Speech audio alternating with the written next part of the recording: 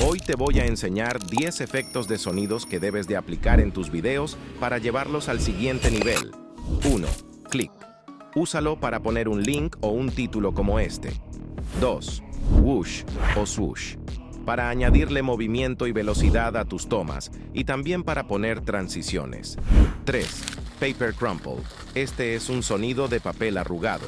Utilízalo cuando coloques un fondo de papel y necesites añadir alguna imagen o foto B-roll.